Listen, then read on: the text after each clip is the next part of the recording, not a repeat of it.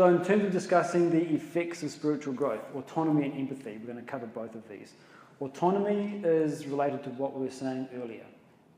Autonomy is a sense of self and a sense of well-being that doesn't depend upon others. How do I look in this? Well, thank you. Flattery will get you everywhere. Comfortable. It is comfortable, I can definitely say that much.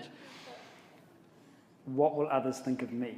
Okay, so my sense of self-worth, my sense of identity, my sense of well-being is dependent upon something else. As long as others think I look good, I feel good. As long as I'm successful in my business, then I feel happy. As long as my family loves me, then I'm happy. As long as I'm healthy, then I'm happy. As long as people think I'm holy, someone said, then I'm happy.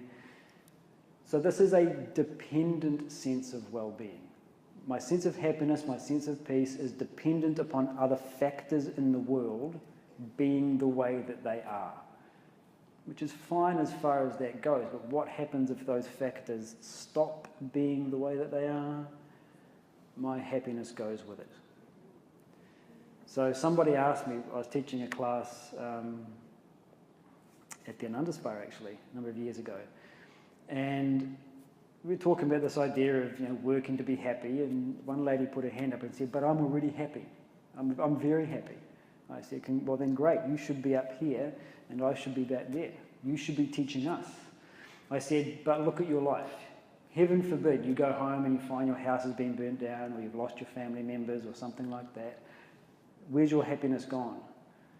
It flees. So this is what we're talking about. Autonomy as an independent sense of well-being. But that's not enough, because it's very easy to put yourself in a bubble and push away difficult things like human relationships and all those other things that challenge us. Don't contact them. And now you say, oh, I'm so happy. Why are you happy? Because you're not having to deal with being an actual human being.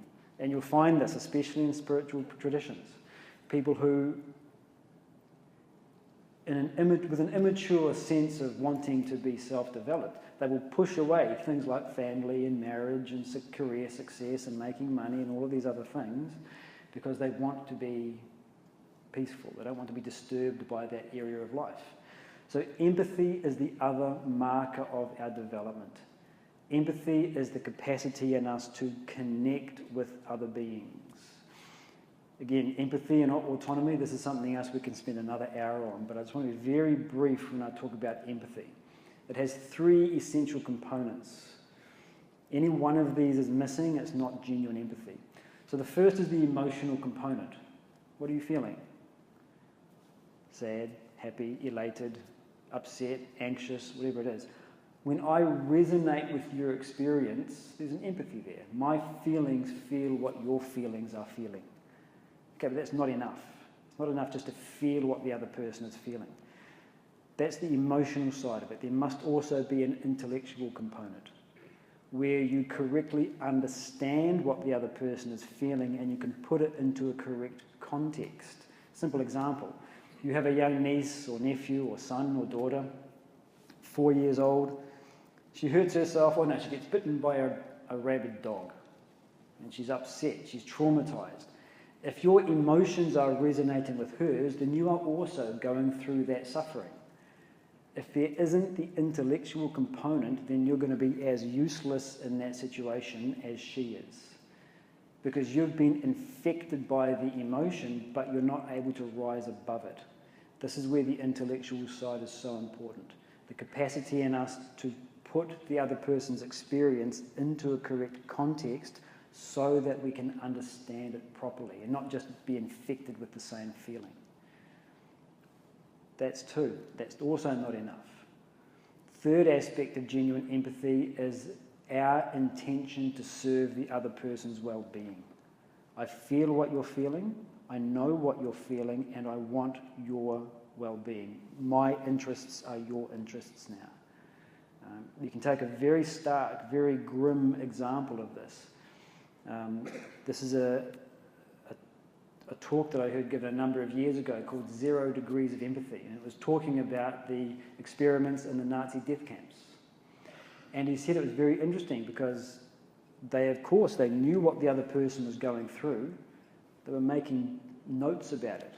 They knew why the other person was going through it. They had the context, but there was no intent to serve the other person's well-being. So feeling it, knowing it is not enough. There must be the intent to serve the other person's well-being. That's genuine empathy.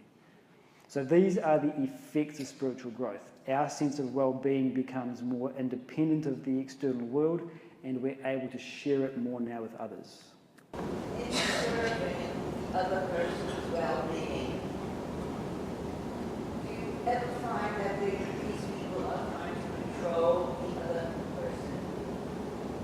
So if I'm trying to serve another person's well-being, but in doing so I'm trying to control them, it's a great example, yeah, parent-child relationship, then it's not genuine empathy. So if I'm trying to control your well-being or control your experience, then that's my ego functioning. I want you to live your life the way that I think you should live it. I want you to be happy, but on my terms. I'll give you a great example of this. All right? When I was very, very young, we had a cat. All right?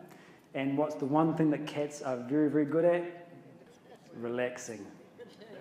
Sleeping. Some of them sleeping. No one relaxes better than a cat. All right? And so this cat, relaxing beautifully, its paws were tucked underneath itself in front, like this. Okay?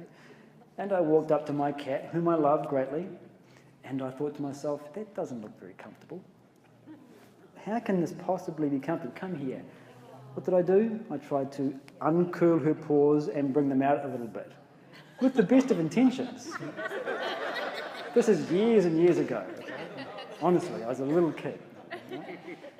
So I wanted the other being to be happy, but my definition of happiness, which was not in the cat's best interests. So if I'm functioning in that way, if I'm trying to control the other person, then it's not genuine service. It's, I want you to live that life that I think is right for you. And even if you're correct, this is the other thing, you may be perfectly correct in your assessment, you still can't force it. So genuine empathy is devoid of ego, devoid of I want.